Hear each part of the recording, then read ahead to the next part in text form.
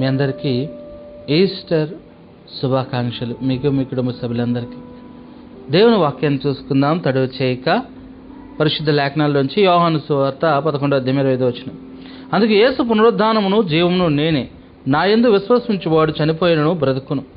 ఈ యొక్క చదవబడిన వాక్యాన్ని బట్టి కొద్దిసేపు దేవుని మాటలు విందాం. ఈస్టర్ అనగా పునరుద్ధానపు ఆరాధన, లేకపోతే ఆదివారం అంటూ ఉన్నారు. పునరుద్ధానము, యేసుక్రీస్తు వారు ఈరోజు పునరుద్ధానుడయ్యాడు అనగా మరణించి తిరిగి లేచి బ్రతికి ఉన్నాడు. మరణించాడు, తిరిగి లేచి బ్రతికి ఉన్నాడు ఆయన. అంటే యేసుక్రీస్తు వారు అనేక మందిని తిరిగి లేపాడు. చనిపోయిన వారి యాయేరు కుమార్తెనైతే కానీ, విధవరాల యొక్క కుమారునైతే కానీ, చనిపోయిన లాజర్నైతే కానీ తిరిగి బ్రతికించాడు. అయితే దాన్ని పునరుద్ధానం అంటారంటే దాన్ని అనరు, ఎందుకంటే వారు తిరిగి చనిపోయారు. కానీ యేసుక్రీస్తు చనిపోయి తిరిగి లేచి ఇంకా చనిపోలా, ఇంకా అమరుడై ఉన్నాడు, సజీవుడై ఉన్నాడు. యేసుక్రీస్తు వారి జీవితాన్ని మనం గమనించినట్లయితే క్రైస్తత్వానికి మెయిన్ పిల్లర్, లేకపోతే స్తంభం, ముఖ్యమైన స్తంభం ఏదంటే ఆయన తిరిగి లెగించుటే. యేసుప్రభు పుట్టుక గురించి అయినా కానీ, యేసుప్రభు మరణం గురించి అయినా కానీ, ఆయన దేవుడే. కానీ 100% మనము ఆయన దైవిక కార్యం గురించి చెప్పాలంటే ఆయన లేచాడు కాబట్టి. ఒకవేళ అందరిలాగే చాలామంది చెప్పుకొచ్చారండి, నేను చనిపోయినా నేను మళ్ళీ లెగిస్తాను, చచ్చిపోయిన తర్వాత నేను మళ్ళీ బతుకొస్తానని చాలామంది చెప్పారు. కానీ యేసుక్రీస్తు వారు నిజంగా అలాగా జరిగినవాడు, ఆయన ప్రథమ ఫలముగా లేచి ఉన్నాడు. ఈ లోకంలో ఎంతోమంది చెప్పుకొచ్చారు. ఒకవేళ యేసుక్రీస్తు వారు కూడా అలా చెప్పి లేకుండా ఉంటే ఆయన పుట్టుక గురించి కానీ, లేకపోతే ఆయన మరణం గురించి అంతా వృధా అయిపోయేదండి. అంతా వృధానే ఆయన లేకపోతే. క్రైస్తత్వం అనేది మెయిన్ పిల్లర్, మెయిన్ స్తంభం ఏదంటే ఆయన తిరిగి లెగొచ్చుట.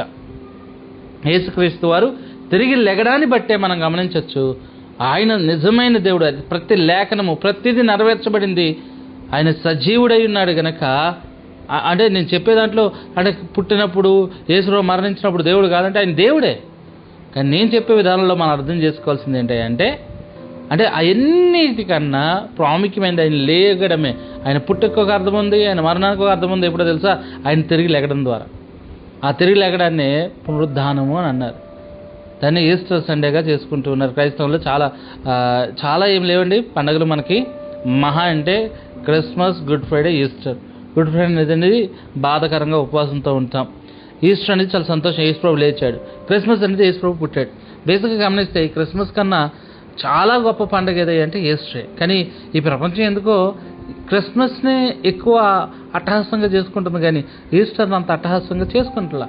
ఆయన తిరిగి లేచాడు అంటే ఆయన పుట్టుకు, ఆయన మరణానికి ఒక అర్థం తీసుకొచ్చింది ఏంటంటే ఆయన దేవుడు అని మనందరూ అంటే ఈ సమస్త లోకము నమ్మడానికి గల కారణం ఆయన చెప్పినట్టుగా లేచి ఉన్నాడు. ఆయన చెప్పినట్టుగా లేచి ఉన్నాడు కనుక. సరే, ఈ పునరుద్ధాన విషయంలో ఈ పునరుద్ధానమును మనం నమ్మాలి. యేసుక్రీస్తు తిరిగి లేచాడని నమ్మాలి. నమ్మకుండానే క్రైస్తవం అయిపోయాం ఏంటండి? యేసుక్రీస్తు వారు సమాధిలోంచి లేచాడు, తిరిగి బ్రతుకున్నాడు. అలా నమ్మకుండానే మేము క్రైస్తవం అయిపోయామా? ఎన్ని సంవత్సరాలు చచ్చిపోతున్నామా? మా అందరికీ తెలుసు, లేకపోతే మా అందరికీ తెలుసు, క్రైస్తవులుగా మా అందరికీ తెలుసు ఏంటి, యేసుక్రీస్తు వారు తిరిగి లేచాడు. కానీ నిజం చెప్పాలంటే ఇది 100% నమ్మాలండి. ఏదో 99%, 1% నమ్మేది కాదు. ఇది 100కి 100% యేసుక్రీస్తు నిజంగా లేచి ఉన్నాడని మనం అందరూ నమ్మాలి. నన్ను విశ్వసించిన వాడు చనిపోయినను బ్రతుకుదును, ఎందుకంటే యేసు పునరుద్ధానమును జీవం నేను. ఆయన అంటున్నాడు పునరుద్ధాన జీవం నేనే. నన్ను విశ్వసించినవాడు చనిపోయిన బ్రతుకుతాడు కనుక ఖచ్చితంగా 100కి 100% నమ్మాలి. ఈ విషయంలో యేసుక్రీస్తు లేచాడని నువ్వు నమ్మితేనే ఆయన పుట్టుకు ఒక అర్థం ఉంది, ఆయన మరణానికి ఒక అర్థం ఉంది, నీ పాపాలు తొలగించబడ్డాయన్న ఇవన్నిటికీ మూల కారణం ఆయన లెగడమే. చాలా ఇంపార్టెంట్ థింగ్ క్రైస్తవ లోకంలో. ఆయన తిరిగి లేచి ఉన్నాడు, సజీవుడై ఉన్నాడు కనుక మనము ఆయన పునరుద్ధానాన్ని ఖచ్చితంగా నమ్మాలి. యోహాను సువార్త 20:29 యేసు నువ్వు నన్ను చూచి నమ్మితివి, చూడక నమ్మిన వారు ధన్యులతో చెప్పాను. విశ్వాసం అనున్నది చూడక నమ్మేదండి. చూసి నమ్మేది విశ్వాసం కాదు. చూడక నమ్మేది, కనబడని వాటి యొక్క నిజస్వరూపమే విశ్వాసం. కాబట్టి చూడక నమ్మిన వారు ధన్యులు. మనం నిజంగా ఖచ్చితంగా యేసుక్రీస్తు వారి పునరుద్ధానాన్ని 100% నమ్మాలి. అంటే చాలామంది విషయంలో 50-50గా ఆలోచన కలిగి ఉంటారు. అంటే మనందరూ నమ్మేస్తున్నాం అనుకుంటాం, కానీ లోపల తీసుకోలేం. ఒక మనిషి చావు దగ్గరికి వెళ్ళినప్పుడు, ఒక మనిషి చనిపోయినప్పుడు అక్కడ మాట్లాడుతున్న మాటలను బట్టి ఎంత భక్తులైనా చనిపోయాడు, ఏమైపోతాడో ఏటో, ఈ వ్యక్తి చనిపోయాడు. యేసుక్రీస్తు పునరుద్ధానాన్ని మనం 100% నమ్మితే మనకు మరణం మీద పరిపూర్ణమైన అవగాహన వస్తుంది. యేసుక్రీస్తు చనిపోయాడు, తిరిగి లేచాడు. ఆయన ప్రథమంగా లేచాడు. మనం చనిపోతే కూడా మనం లేస్తాం. యేసుప్రభుని నిజంగా నమ్మిన వారు చనిపోతే ఖచ్చితంగా వారు యేసుక్రీస్తు కూడా లేస్తారు. అంటే మనకున్న గొప్ప ప్రమాదం లేదా గొప్ప భయం దాని నుంచి దూరం పడతాం. దాన్ని బట్టి మనం ఈరోజు నేర్చుకోబోతున్నాం. ఈ యొక్క యేసుక్రీస్తు పునరుద్ధానాన్ని పూర్తిగా నమ్మాలి, 100% నమ్మాలి. మరి ఆ రోజున జరిగిన సంఘటనలోకి మనం వెళ్దాం. అక్కడ అసలు వాళ్ళు నమ్మారా లేదా, అక్కడున్న ప్రజలు కానీ శిష్యులు కానీ యేసుక్రీస్తు పునరుద్ధానాన్ని నమ్మారా లేదా అనగానే మనకు ఒక శిష్యుడు గుర్తొస్తాడు. ఆ రోజు జరిగిన సందర్భంలో అందరూ తప్పుపట్టే వ్యక్తి తోమ. యేసుక్రీస్తు వారు లేచినప్పుడు ఆ తోమ మాట్లాడిన మాటలు చూసుకుని మనం ముందుకెళ్దాం. యోహాను సువార్త 20:25. గనుక తక్కిన శిష్యులు మేము ప్రభువును చూచితమని అతనితో చెప్పగా అతడు, నేను ఆయన చేతుల్లో మేకుల గుర్తును చూచి నా వ్రేలు ఆ మేకుల గుర్తులో పెట్టి నా చెయ్యి ఆయన పక్కలో ఉంచితేనే కానీ నమ్మనని వారితో చెప్పాను. ఇక్కడ శిష్యుడి గురించి మనం వింటూ ఉన్నాం. అంటే ఆ రోజుల్లో ఈ శిష్యులు అయితే కానీ వీరందరూ నమ్మలేదు. ఈ శిష్యుడు చెప్పిన దాని గురించి మరొకసారి మనం ఇప్పుడు తర్వాత తెలుసుకుందాం. ప్రాముఖ్యంగా ఇప్పుడైతే మనం గమనిస్తున్నాం, పునరుద్ధానుడైన క్రీస్తుని మనం పరిపూర్ణంగా నమ్మాలి. ఆయన పునరుద్ధానుడు అయ్యాడు, సజీవుడు అయి ఉన్నాడు, తరతరాలకి నిలిచి ఉన్నాడు, ఆల్ఫా ఒమేగా ఆయనే అని మనం ఖచ్చితంగా నమ్మాలి. ఆ రోజుల్లో మరి ఎలా ఉంది పరిస్థితులు అంటే శిష్యులు నమ్మారా లేదా, లేకపోతే అక్కడ పరిస్థితి గురించి మనం చూస్తున్నట్లయితే అక్కడ అసలు ఈ రోజున కూడా చాలామంది నమ్మకపోవడానికి గల కారణము యేసుక్రీస్తు వారు మరణించినప్పుడు ఉద్భవించిన తప్పుడు బోధలు, లేకపోతే తప్పుడు విషయాలు బయటికి వెళ్ళాయి.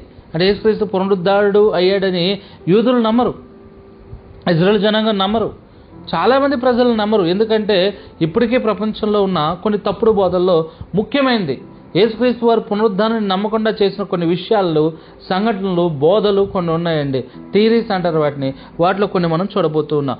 మత్తయి సువార్త 28:11-15 ఇదే ప్రాముఖ్యమైనది. యూదులు కానీ ఇజ్రాయేల్ జనాంగం కానీ యేసు ప్రభు తిరిగి లేచాడు అని నమ్మకుండా ఉండడానికి గల సంఘటన, ఒక బోధ, థియరీ ఏంటి అంటే మత్తయి సువార్త 28:11-15 వచనాల్లో, వారు వెలుచుండగా కావలి వారిలో కొందరు పట్టణంలోనికి వచ్చి జరిగిన సంగతులన్నీ ప్రధాన యాజకులతో చెప్పిరి. కాబట్టి వారు పెద్దలతో కూడి వచ్చి ఆలోచన చేసి ఆ సైనికులకు చాలా ద్రవ్యం ఇచ్చి, మేము నిద్రపోవచ్చుండగా అతని శిష్యులు రాత్రివేళ వచ్చి అతను ఎత్తుకుపోయారని మీరు చెప్పుడి. ఇది అధిపతి చెవినబడిన ఎడల మేము అతను సమ్మతపరిచి మీకేమీ తొందర కలగకుండా చేతమని చెప్పిరి. అప్పుడు వారు ఆ ద్రవ్యం తీసుకుని తమకు బోధించబడిన ప్రకారం చేసిరి. ఈ మాట యూదుల్లో వ్యాపించి నీటి వరకు ప్రసిద్ధమై ఉన్నది. ఏంటి యూదులు నమ్మకపోవడానికి గల కారణం ఏంటంటే అక్కడ జరిగిన సంఘటనలు, యేసుక్రీస్తు వారు లేరు, మహాభూకంపం కలిగింది, రాయి బొర్లించబడింది, లోపల యేసుక్రీస్తు వారు లేరు, దోత వచ్చి ఆడ కూర్చొని ఈ సంఘటనలన్నీ చూసిన ఆ సైనికులు చచ్చిన వారిలే పడిపోయారు.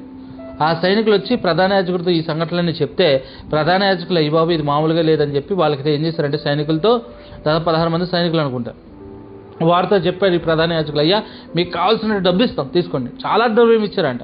డబ్బు ఇచ్చి మీరు ఏం చెప్పాలి తెలుసా, అందరితో ఏం చెప్పాలి తెలుసా, మేము నిద్రపోయాము, సమాధికి కావాలా ఉండి మేము నిద్రపోయాము, ఇంతలో వాళ్ళ శిష్యులు వచ్చేసి యేసుప్రభుని ఎత్తుకుపోయారు, ఇదే మీరు చెప్పాలి. యేసుప్రభు లేచాడని వాళ్ళు అయితే చెప్తారేమో కానీ మీరు ఇది చెప్పాల్సిన అబద్ధం మొత్తం ఊరు తిరిగి చెప్పాలి మీరు అని చాలా డబ్బు ఇచ్చి సైనికులు పంపినప్పుడు ఆ సైనికులు మొత్తం ఊరు అన్ని చోట్ల తిరిగితే చెప్తున్నారు, మేము నిద్రపోయాము, యేసుక్రీస్తుని శిష్యులు ఎత్తుకుపోయారు, ఇదే చెప్పమని చెప్పారు. నిజంగా గమనించినట్లయితే సైనికులు చెప్తే యూదులందరూ నమ్మేశారంట. వీళ్ళు పడుకుంటే వచ్చి శిష్యులు ఎత్తుకుపోయారా, సరే ఒక్కోసారి దాన్ని నిజంగా అందరూ నమ్మారండి. ఒకసారి దాని దగ్గర మనం ఒకసారి దాని లోపలికి వెళ్ళి అర్థం చేసుకుంటే ఆ వాక్యం జరుగుతున్న సందర్భాన్ని గట్టిగా ఆలోచిస్తే సైనికులు నిద్రపోకూడదు, ఒకళ్ళిద్దరు 16 మంది, వాళ్ళు చెప్పేది నమ్మడానికి సిద్ధంగా ఉందా? ఒకవేళ నిద్రపోతే కఠినమైన శిక్ష, మరణ శిక్ష కూడా విధిస్తారు. సైనికుడి బాధ్యత కాపలా, నిద్రపోవడం కాదు. ఒకవేళ నేను నిద్రపోయానండి అంటే ఆడు చావుని అడే కొని తెచ్చుకున్నట్టు. రెండోది శిష్యులు వచ్చి ఎత్తుకుపోయారు, దానికి సీల్ వేసి ఉండొచ్చు ఖచ్చితంగా. సైనికులు కాపలా ఉన్నారంటే దానికి ఎవడు ఓపెన్ చేయకుండా సీల్ వేసి ఉండాలి. అలాగే శిష్యులు వచ్చేది, ఆ శిష్యులు యేసుప్రభుడు మామూలుగా అంటేనే పారిపోయారు వాళ్ళు. అలాంటి సైనికులకు కాపలా ఉండగా వాళ్ళు వస్తారా, రారు.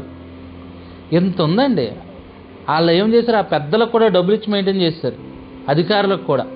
ఆ సైనికులు ఏం నిద్రపోలేదు, వాళ్ళు అలా చెప్తారని తప్పుడు బోధగా ప్రకటించబడింది. ఏంటో తెలుసా, యేసుక్రీస్తు పునరుద్ధానాన్ని ఆ రోజుల్లో జనులందరూ నమ్మకుండా చేయడం గల కారణం ఈ సైనికులండి డబ్బు తీసుకుని మేము పడుకుంటే శిష్యులు వచ్చి ఎత్తుకుపోయారని చెప్పారు.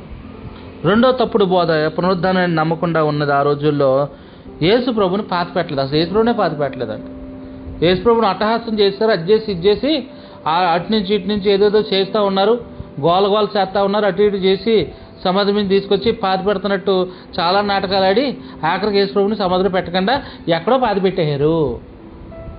బేసిక్గా అక్కడ ఆల్రెడీ ఏం జరిగిందంటే, ఈ ప్రధాన యాజకులు వెళ్ళి పిలాతుతో చెప్పారు, అయ్యా వీడు చనిపోయిన తర్వాత 3 రోజుల తర్వాత లెగుతానన్నాడు, ఒకవేళ లెగుతాడో ఏమో, మరి లేకపోతే ఈ శిష్యులను ఎత్తుకుపోయి గోల్ చేస్తారేమో, కాబట్టి నువ్వు ఏం చేస్తావు అంటే కొంచెం కాపలా ఇవ్వన్నప్పుడు ఆయన 16 మంది సైనికులను ఇచ్చాడు.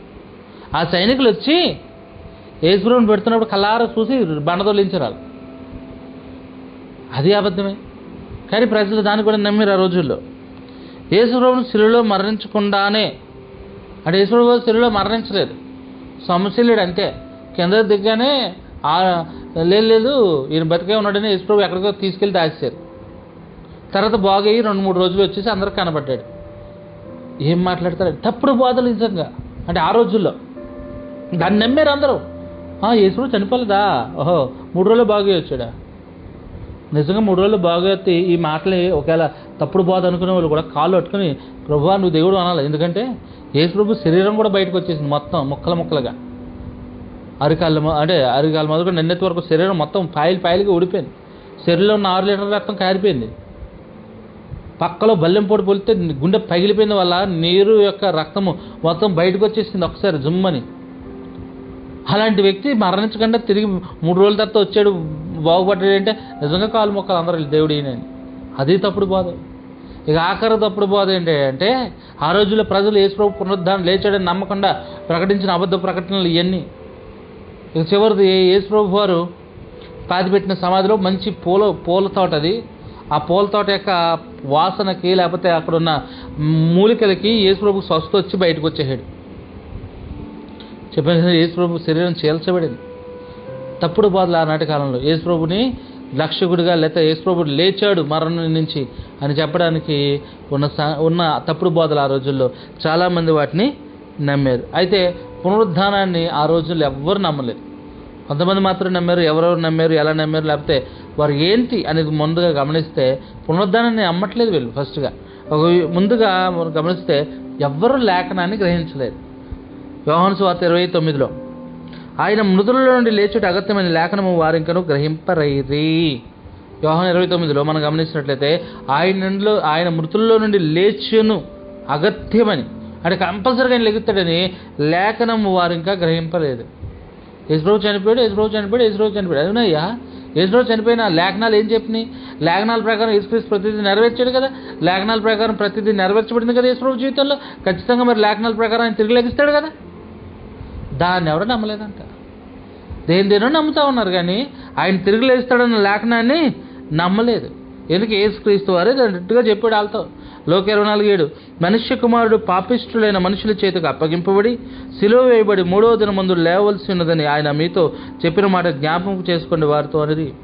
అదో చెప్తుంది. అయ్యా ఆయన చనిపోతాడు, సిలువ వేయబడతాడు, 3 దినాలు ఎత్తారని చెప్పాడు కదయ్యా, ఆయన మాటలు జ్ఞాపకం చేసుకోండి అయ్యా. అదో చెప్తుందండి. వీళ్ళు చెప్పండి వాక్యాన్ని వినేవాళ్ళే కానీ వాక్యాన్ని లోపల తీసుకునేటోళ్ళు కాదు. వీళ్ళు వాక్యాన్ని వినేవాళ్ళే. బలి ఎప్పుడు వేసే 3 రోజులు ఎత్తుతాడంట, ఆ మాటను మర్చిపోయారు వీళ్ళు. లేఖనాలని నమ్మలేదు వీళ్ళు, లేఖనాలని గ్రహించలేదు వాళ్ళు. ఈరోజు బైబిల్ చదువుతూ మనం చూస్తున్నాం, చాలా చదువుతాము వాక్యాలు వింటున్నాం. మనం చాలామంది ఏం చేస్తామంటే అద్భుతంగా ఉంది వాక్యం అంటుంటాం కానీ వాక్యాన్ని గ్రహించలేం, లేఖనం ఏం చెప్తుందో గ్రహించలేం. దొంగతనం చేయొద్దంటే వాళ్ళు ఎవరినోలే, అబద్ధాలు చెప్పొద్దంటే వాళ్ళు ఎవరినోలే, ఇలాంటివి చేయొద్దంటే వాళ్ళెవరినో. నీతోనే దేవుడు మాట్లాడుతున్నాడు, వాళ్ళు ఎవరికోసం కాదు. లేఖనాలని సరిగ్గా గ్రహించలేదు. పునరుద్ధానాన్ని ఎందుకు వారు నమ్మలేదంటే లేఖనాలను వారు గ్రహించలేదు. అలాగే మార్కు సువార్త 16:1 విశ్రాంతి దినము గడిచిపోగానే మగ్దలిని మరియు యాకోబు తల్లి అయిన మరియు సలోమియు వచ్చి ఆయనకు పూయవలని సుగంధ ద్రవ్యములు కొనిరి. ఎవరికి పూయడానికి? యేసు ప్రభువుకు పూయడానికా, శవానికి పూయడానికి కొన్నారు. అదేంటండి శవం అంటున్నారంటే, చనిపోయిన తర్వాత ఎంత పెద్ద పేరు ఉన్నది వారిని శవమే అంటారు. కానీ యేసు ప్రభు శవంగా మిగిలిపోలా, సజీవుడే లేచి వచ్చాడు. కానీ వీళ్ళు ఏం చేస్తున్నారంట, ఆదివారం విశ్రాంతినం గడిచిపోగానే, విశ్రాంతినం ఏం చేయకూడదు, విశ్రాంతినం గడిచిపోగానే మగ్దలేని మరియు యాకోబు తెలియని మరియు సలోమియు ముగ్గురు ఆయనకి పువ్వు ఇవ్వాలనని, అంటే శరీరానికి ఏది శవమునికి పువ్వు ఇవ్వాలనని సుగంధ ద్రవ్యాలు కొన్నారంట. సుగంధ ద్రవ్యాలు పట్టుకొచ్చారు వాళ్ళు. అంటే యేసుక్రీస్తు సజీవుడై లెగిస్తానన్నాడు, 3 రోజులే లెగిస్తానన్నాడు, అదంతా వద్దు, మాకు సేవమే కావాలి, అదంతా మాకు అవసరం లేదు, మాకు సేవమే కావాలి. చూడండి ఎంత దారుణంగా ఉన్నారు. యేసుప్రభు తిరిగి లెగిస్తాను తన నోటితో తను చెప్పాడండి. యేసుప్రభు చెప్పింది అలా జరిగింది. నన్ను పట్టుకుంటారంటే పట్టుకున్నారు, సిలువేస్తారంటే సిలువేశారు, నేను లెగుస్తానంటే వీళ్ళు మాత్రం నమ్మట్లా, మాకు సేవమే కావాలి, మేము దానికి పూసుకుంటామని చెప్పి ఈ యొక్క సుగంధ ద్రవ్యాలు పట్టుకొచ్చారు. అప్పుడు దేవదూత కనబడి ఎడుతున్నప్పుడు లోక 24:5 వారు భయపడి ముఖమును నేల మోపి ఉండగా, వీరు సజీవుడైన వారిని మీరు ఎందుకు మృతుల్లో వెతుకుచున్నారు? ఆయన లేచి ఉండగా మీరు శవం కోసం ఎందుకు వచ్చారు? ఆయన మీరు ఆతృతగా వీళ్ళందరూ పరిగెట్టుకు వచ్చారండి సముద్రం. దేనికోసం? శవాన్ని చూడడం కోసం. మాకు రాయవడు బొర్లిస్తాడని అనుకుంటూ వచ్చారంట వాళ్ళు. ఈ 3 ఆడవాళ్ళు రాయవరు బొర్లిస్తాడు మనకు అనుకుంటూనే వచ్చారండి. తీరా చూస్తే రాయి బొర్లించి లోపలికి వెళ్ళి చూస్తే ఎవరు లేరు. అప్పుడు దేవదూత చెప్తుంది, ఎందుకు మీరు ఎందుకు సజీవుడైన ఉన్నవాడిని ఇక్కడ ఎందుకు చెప్తున్నాడు? ఆయన ఇక్కడ లేడు, లేచి ఉన్నాడు, ఆయన సజీవుడై ఉన్నాడు, లేడు, వెళ్ళిపోండి ఇక్కడి నుంచి. దేవదూత చెప్తుంది అక్కడి నుంచి. ఈ విషయాన్ని మనం గమనిస్తూ ఉంటే వాళ్ళు సజీవుడైన యేసుక్రీస్తుని ఎతకట్లేదు, చనిపోయిన యేసుక్రీస్తుని ఎతుకుతున్నారు. ఇంకా మనం కూడా చాలామంది ఎందుకు ఈ వాక్యాలు వింటున్నప్పుడు మనం ఎందుకు పునరుద్ధానాన్ని నమ్మలేము? పునరుద్ధానం నమ్ముతాం కదా, అంటే పునరుద్ధానం నమ్ముతావు. ఎప్పుడు నమ్మగలుగుతావు తెలుసా? ఆయన లేఖనాలను పరిపూర్ణంగా గ్రహించినప్పుడు. ఆయన వాళ్ళు చచ్చిపోయిన సేవలను ఎదుగుతున్నారు. ఈ లోకంలో నువ్వు దేన్ని ఎదుగుతున్నావు? సజీవుడైన క్రీస్తు కార్యాలు నీలో ఉన్నాయా? సజీవుడైన క్రీస్తు యొక్క కార్యాలు నీలో కనబడుతున్నాయా? మృతమైన కార్యాలు నీలో ఉంటూ ఉన్నాయా? ఇక్కడ గమనించినట్లయితే ఆ స్త్రీలు వెళ్ళి పాపం శవాన్ని ఎత్తుక్కుంటున్నారు. సరే, అక్కడ సాక్ష్యాలు సైతం నమ్మట్లేదండి, సాక్ష్యాలు సైతం నమ్మట్లేదు వీళ్ళు. చూద్దాం. మగ్దలేని మరియా వచ్చి చెప్తా ఉంది శిష్యులతో, మార్కు సువార్త 16-11 ఆయన బ్రతుకున్నాడని ఆమెకి కనబడినని వారు నమ్మి విని నమ్మకపోయారు. ఆమె వచ్చి చెప్తుంది, ఈ యొక్క మగ్దలేని మరియా మొదటిసారి యేసుప్రభుని చూసినామె. ఆమె వచ్చి యేసుప్రభు నాకు కనబడ్డాడు, బోధకుడు నాకు కనబడ్డాడు, రబ్బాయి నాకు కనబడ్డాడు, అయ్యా యేసే నేను చూశానంటే వారు ఏమంటున్నారు తెలుసా? వారు నమ్మట్లా, ఏదో కలగన్నావేమో, యేసుప్రభుని అంత మాట తలుచుకుంటూ ఉంటావు కదా, కనబడినట్టు ఉందేమో. వాళ్ళు నమ్మట్లేదండి. యేసుప్రభుని సజీవుడే లేచాడంటే నమ్మట్లేదు. శత్రువు కూడా నమ్ముతాడు. యేసుప్రభు లేచాడంటే శత్రువు కూడా నమ్ముతాడండి. 3 సంవత్సరాలు యేసుప్రభుతో తిరిగిన వాళ్ళు నమ్మట్లా. సరే, ఇంకోటి చూద్దాం. వారు సాక్ష్యం చెప్తుంది నేను చూశానని. మరొకసారి మగ్దలేని మరియా, యోహన్నయు, యాకోబు తల్లి, ఇతర స్త్రీలు వీరందరూ కలిపి చూసి వారు వచ్చి శిష్యులతో చెప్తున్నాడు లోకా సువార్త 24:11 అయితే వారి మాటలు వీరి దృష్టికి వెర్రి మాటలుగా కనబడినంట గనుక వీరు వారి మాటలు నమ్మలేదు. పిచ్చి పిచ్చిగా మాట్లాడతారేంటి? యేసుప్రభు కనబడుతామేంటి? యేసుప్రభు లెగుతాం ఏంటి? శవం లేకపోవడం ఏంటి? పిచ్చి మాటలు మాట్లాడకన్నట్టు వెర్రి మాటలు మాట్లాడుతున్నారు అన్నారండి. యేసుప్రభు తిరిగి లెగిస్తే వీళ్ళకి ఇష్టం లేనట్టుంది. నాకైతే యేసుప్రభు తిరిగి లేకడం వీళ్ళకి ఇష్టం లేనట్టు ఉంది అసలు.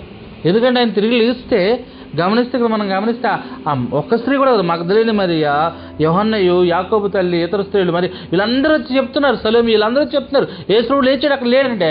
లేదు, పిచ్చెక్కిన మీకు. శిష్యులు ఎంత దారుణంగా ఉన్నారు, రోజు నమ్మట్లేదు వీళ్ళు.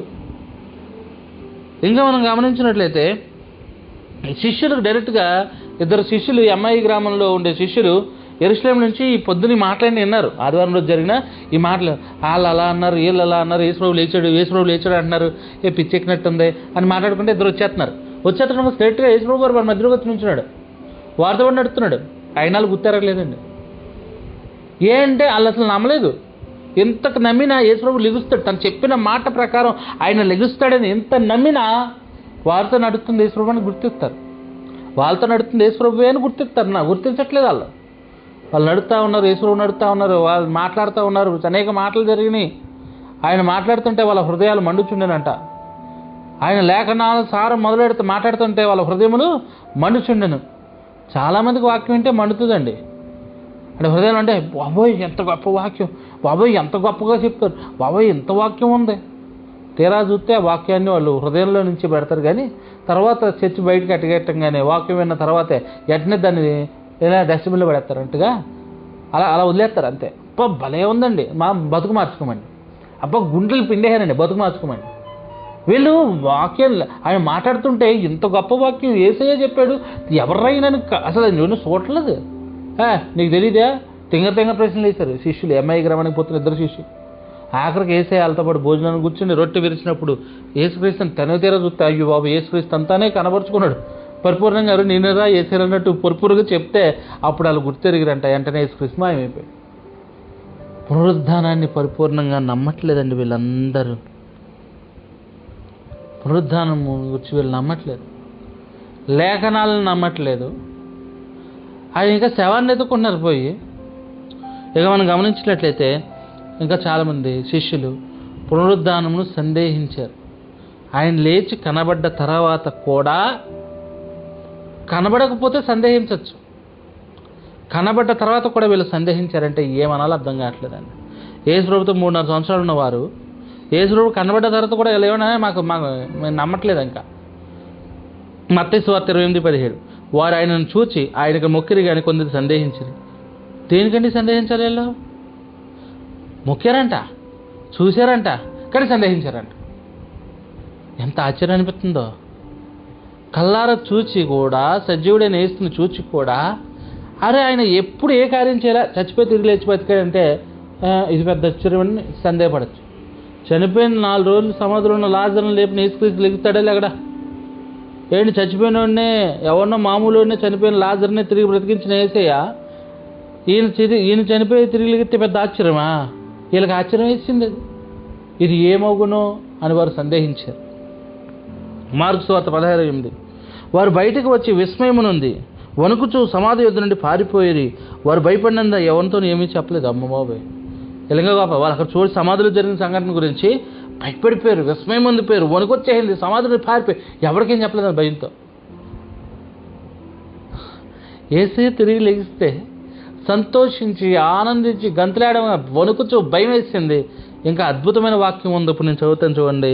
లూకాసు సువార్త 24:37-38 అయితే వారు దిగులు పడి భయకాంతులైరి భూతముకు తను కనబడిదని తలంచిరి.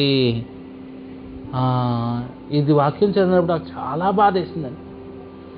3.5 సంవత్సరాల పాటు యేసుక్రీస్తు ఉన్న శిష్యులు యేసయ్యని కళ్ళెదురుగా చూసి భూతం అన్నారండి. దేవుడిని ఎవడో దెయ్యమంటలేదండి, వీళ్ళు అంటున్నారండి. పునరుద్ధానం నమ్మే విషయంలో ఎందుకు జాగ్రత్తగా ఉండాలని చెప్పారంటే, పునరుద్ధానం నమ్మాలనేది పెద్ద వాక్యం, మీరు నమ్మేమంటారు కదా. 3.5 సంవత్సరాలు యేసుక్రీస్తు రాత్రి పగులు తేడా లేకుండా ఆయనతో తిరిగినో లేవంటారు తెలుసా, భూతం అన్నారు యేసయ్యని చూసి. పునరుద్ధానం నమ్మడం అంటే అంత ఈజీ కదండి.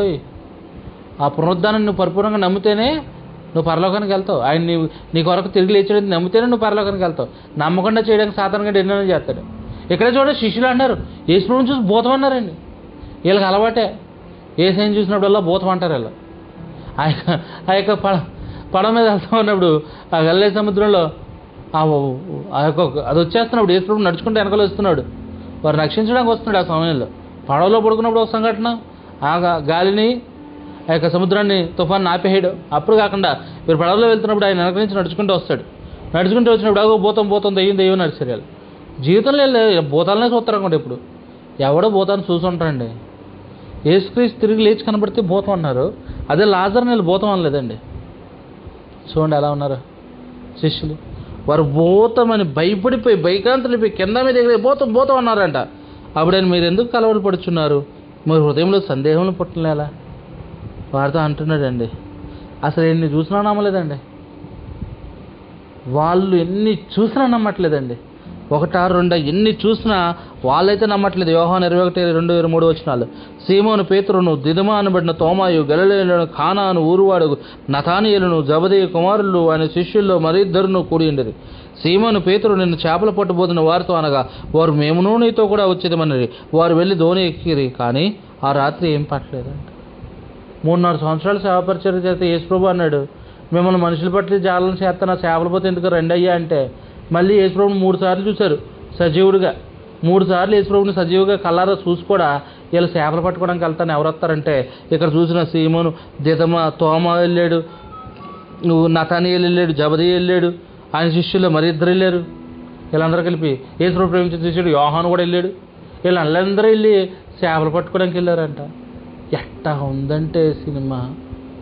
యేసుప్రభు చనిపోయి ఇంకా 10 రోజులు కూడా కాలే వీళ్ళు చేసిన తింగరాసాలన్నీ. ఆయన ఆల్రెడీ 3 సార్లు కనబడ్డాడండి. వీళ్ళు మళ్ళీ చేపలు పట్టడానికి వెళ్తాను, మళ్ళీ మన అదే బతుకు ఇంకేం లేదు. ఇంకా వీళ్ళు ఎన్నో బతుకులు మార్చి వీళ్ళు కూడా స్వస్థత ఏమొద్దు. ఇంకా యేసయ్య లేడు, ఏదో కొద్ది కాలం గడిచింది, 3.5 సంవత్సరాలు, ఇక మనం మళ్ళీ చేపలు పట్టుకోవడమే. మళ్ళీ చేపలు పట్టుకోవడానికి పోయారండి. అసలు వేసే వాళ్ళని చూసి అసలు ఎంత ప్రేమమేడండి. వేరే వాళ్ళు అయితే కొట్టకుండా కొడతారు, కానీ వేసే ఎంత ప్రేమమేడు. ఇక వాళ్ళని ఏం చేయలేక కొంచెం గద్దించాడంటే, ఎందుకు రా బాబు ఇలా చేస్తున్నారు, కొంచెమే గద్దించాడు, ఎక్కువ కూడా కాదు. ఎంతగా వారిని గద్దించాలి, కానీ ఆయన గద్దించాలి, కొద్దిగానే గద్దించాడు. ఆ క్రీస్తు పునరుద్ధానం గురించి మరి మనం తెలుసుకుంటున్న విషయాల్లో ఆయన ఖచ్చితంగా లేచి ఉన్నాడు. 1 కొరింథీయులు 15:20-22 వచనాలు, 20-22 వచనాలు. ఎప్పుడైతే నిద్రించిన వారిలో ప్రథమ ఫలముగా క్రీస్తు మృతుల నుండి లేపబడి ఉన్నాడు. మనుషుని ద్వారా మరణం వచ్చిన కనుక మనుషుని ద్వారా మృతుల పునరుద్ధానము కలిగింది. ఆదాము నుండి అందరూ ఎలా మృతి పొందుతున్నారు, అలాగనే క్రీస్తు నుండి మనందరం బ్రతికింపబడుతుంది. చాలా క్లారిటీగా ఉంది ఇక్కడ. ఖచ్చితంగా మనం పునరుద్ధానాన్ని నమ్మాలి. నమ్ముతున్నాం కదా అంటే, పునరుద్ధానాన్ని నమ్మడం అంటే పునరుద్ధానుడైన క్రీస్తుని నీలో జీవింప చేయడమే. పునరుద్ధానాన్ని నమ్ముతున్నట్టు యేసుక్రీస్తు నమ్ముతున్నట్టు యేసుక్రీస్తు నీలో నుంచి ఇతరులకు కనబడాలండి. ఇప్పుడైతే నిద్రించిన వారిలో ప్రథమ ఫలముగా క్రీస్తు మృతుల నుండి లేపబడి ఉన్నాడు. అందరికన్నా మొదటి ప్రతిఫలముగా యేసుక్రీస్తు లేపబడ్డాడు. ఎందుకంటే ఈ లోకంలో మనుషుని ద్వారానే మరణం వచ్చింది. ఎవరి ద్వారా? ఆదాము ద్వారా. మనుషుని ద్వారా మరణం ఎలాగ వచ్చిందో అలాగే మనుషుని ద్వారానే మృతుల పునరుద్ధానము కలుగును, యేసుక్రీస్తు ద్వారా. ఆదాము నందు అందరూ ఎలా మృతి పొందుతున్నారో అలాగనే క్రీస్తు నందు అందరూ బ్రతికింపబడతారు. ఆదాము నుంచి మరణం వచ్చింది, అందరూ చేస్తున్నాం. క్రీస్తు నుంచి ఏమొచ్చింది తెలుసా అండి? ఒక మనుషుని ద్వారానే మరణం వచ్చినప్పుడు ఇంకో మనుషుని ద్వారా దానికి విడుదల రావచ్చు కదా, వస్తుంది కదా. అందుకే అన్ని యేసుక్రీస్తు నా ద్వారానే మృతుల పునరుద్ధానం జరుగుతుంది. ఖచ్చితంగా మనం ఆయన నమ్మగలిగితే, నమ్ముట నీ వలనైతే నమ్మవానికి సమస్తము సాధ్యమే. మనం నమ్ముదామండి. యేసుక్రీస్తు పునరుద్ధానుడయ్యాడు. ఈ పునరుద్ధానపు దినమున, శ్రేష్టమైన దినమున, ఈస్టర్ మహాపర్వదినమున యేసుక్రీస్తు వారు లేచాడండి. మాకు తెలుసండి, ఎందుకు తెలియదు, మేము క్రైస్తవులమండి, మాకు తెలియకుండా ఉందా అంటే, ఆయన లేచాడు. లేచిన వాడు సజీవుడై ఉన్నాడు. సజీవుడై ఉన్న దేవుడు నీలో నుండి ఇతరులకి కనబడాలి. నీ పనుల ద్వారా, నీ చేష్టల ద్వారా, నీ కార్యాల ద్వారా, నీ తలంపుల ద్వారా, నీ మాటల ద్వారా ఆయన ఇతరులకి కనబడుతున్నాడా, లేకపోతే కనబడట్లేదా? నీలోంచి సజీవమైన క్రియలు బయటకు వస్తున్నాయా, మృతమైన క్రియలు బయటకు వస్తున్నాయా? నీలోంచి సజీవమైన మాటలు వస్తున్నట్లయితే, నీలోంచి సజీవమైన పనులు బయటకు వస్తున్నట్లయితే, నీలోంచి సజీవమైన పరిస్థితులు, మాటలు బయటకు వస్తున్నట్లయితే ఓకే, వండర్ఫుల్ అండి. లేదు, అబద్ధాలు, ఆడకూడని మాటలు, అక్కడిక్కడ చెప్పకూడని మాటలు, అవి ఇవి పాపంతో కూడిన మృతమైన మనలోంచి వస్తే నువ్వు పునరుద్ధానాన్ని జస్ట్ నమ్ముతున్నావు కానీ పరిపూర్ణంగా నమ్మట్లేదని అర్థం. కాబట్టి పరిపూర్ణంగా మనము నమ్మాలి. నమ్ముట నీ వలనైతే నమ్మువానికి సమస్తము సాధ్యమే. ఖచ్చితంగా ఆయన ప్రథమ ఫలముగా లేచాడు. పునరుద్ధానాన్ని నమ్మటం వల్ల ఒకటే ఒక మేలు, గొప్ప మేలు అది. ఆయన లేచాడు, ఖచ్చితంగా నేను చేస్తే లేస్తాను. నాకు ఈ 60 సంవత్సరాల జీవితం కాదు, తర్వాత నాకంటూ ఒకటి ఖచ్చితంగా ఉంది. నేను ఈ బస్సు ఎక్కితే ఎక్కడికి దిగుతాను తెలుసు, ఈ ట్రైన్ ఎక్కితే ఎక్కడ దిగుతాను తెలుసు. అలాగే నువ్వు ఈ లోకంలో చనిపోతే ఎక్కడికి వెళ్తావు ఖచ్చితంగా నీకు తెలియాలి. అందుకే పునరుద్ధానాన్ని ఖచ్చితంగా మనము నమ్మాలి. ఈ వాక్యం దేవుడు మనకి ఫలింపజేయను గాక. ఆమేన్, ఆమేన్. ప్రైజ్ ది లార్డ్ అండి. అందరికి వందనాలు. ఈ కార్యక్రమాన్ని వీక్షించినందుకు మీ అందరికి వందనాలు. దయచేసి మా ఛానల్ని సబ్స్క్రైబ్ చేయండి. మరిన్ని వీడియోల కొరకు పక్కన బెల్ సింబల్ని క్లిక్ చేయండి, లైక్ చేయండి, షేర్ చేయండి. మనమందరి దేవుని కృపలో ఎదుగులాగా ప్రార్థన చేయండి. అందరికి వందనాలు. థ్యాంక్స్.